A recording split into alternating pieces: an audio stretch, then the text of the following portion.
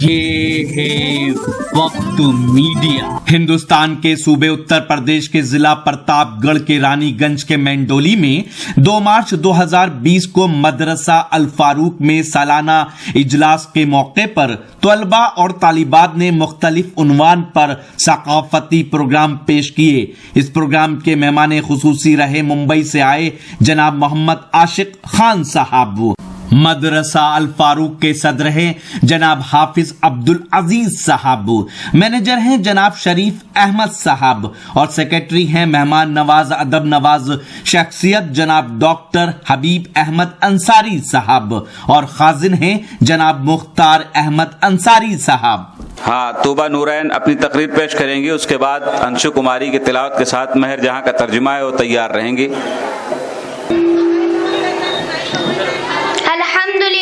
الحمدللہ والصلاة والسلام علی حبیب اللہ سیدنا محمد صلی اللہ علیہ وسلم۔ اما بعد، مشکل تھے راستے آسان ہو گئے، مشکل تھے راستے آسان ہو گئے، دشمن یہ دیکھ کر حیران ہو گئے۔ رکھا میرے نبی نے دنیا میں جب قدم، رکھا میرے نبی نے دنیا میں جب قدم، پتھر بھی کلمہ پڑھ کر مسلمان ہو گئے۔ اور کمال حسن یوسف پر فقط عاشق زلیخا تھی، کمال حسن یوسف پر فقط عاشق زلیخا تھی، خدا خود جس پہ عاشق ہے وہ صورت ہے محمد کی۔ محترم سامعین و سامعات اور اس شہر پر تشریف فرما بزرگوں، السلام علیکم ورحمۃ اللہ وبرکاتہ۔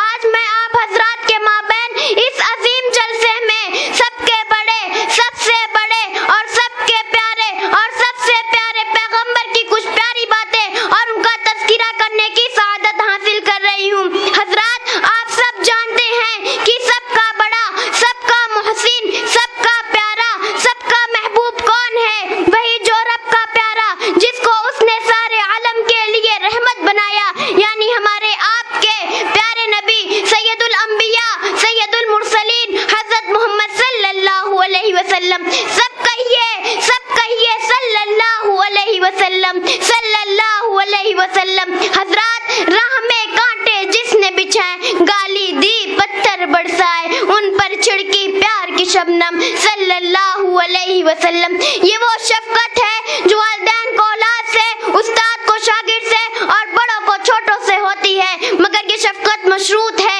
اطاعت پر۔ اگر اولاد باغی ہو جائے، شاگرد گستاخ ہو جائے تو والدین اور اساتذہ کی شفقت باقی نہیں رہتی، مگر قربان جائے رحمت دو عالم صلی اللہ علیہ وسلم کی شفقت پر کہ دشمن جاں کا بھی چارہ گر اور غالب آ کر بھی صلح آشتی کا آرزومند ہے، جس کے انقلاب میں بھی جور و انتقام کا کوئی تصور نہیں بلکہ عفو در گزر کی ہوئے دن نوازے۔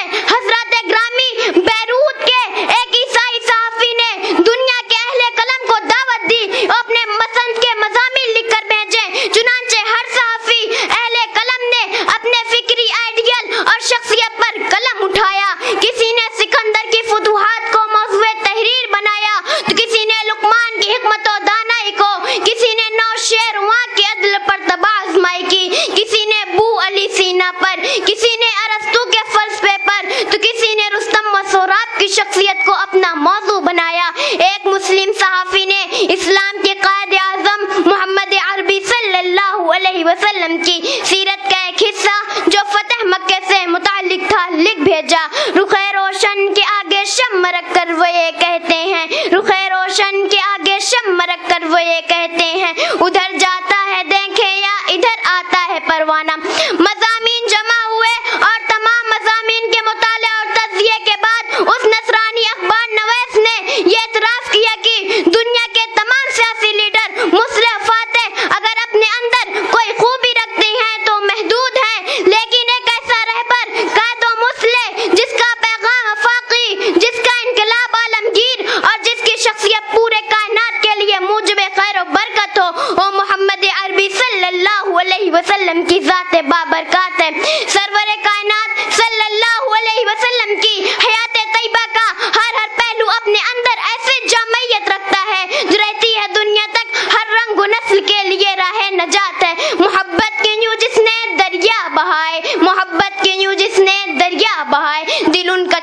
جہاں جو سر لینے آئے، یہ بندہ نوازی کے جوہر دکھائے، یہ بندہ نوازی کے جوہر دکھائے، خود کھا کے جوہر جواہر لٹائے، خوشی ساری اوروں کے غم میں بھلا دی، خوشی ساری اوروں کے غم میں بھلا دی، دیا جس نے دکھ اسے بھی دعا دی۔ حضرات، جھوٹے اور فریبی یہاں لوگ جو چیخ چیخ کر ہمارے پیارے محبوب کی پیاری پیاری باتیں اور آپ کے لائے ہوئے دین کو دہشت گردی اور آتنکواد کا نام دیتے ہیں، تو ایسی ذہنیت پر اور لعنت ایسی سوچ پر میرے محبوب نے یہاں تک فرمایا تھا کہ دودھ دونے سے پہلے ناخون کتر لو، کہیں تھن میں نہ چپ جائیں، بے ضرورت چڑیوں کو شکار سے منع فرمایا، چرندوں پر ان پر ظلم ذاتی پر قیامت میں حساب اور سزا کی وہی سنائی۔ آئیے ہم طے کریں، اپنے نبی سے سچا عشق کریں اور دوسروں تک آپ صلی اللہ علیہ وسلم کا پیغام اور سچی تعلیمات کو پہنچائیں۔ اللہم صلی علی محمد وعلی آل محمد کما صلیت علی ابراہیم وعلی آل ابراہیم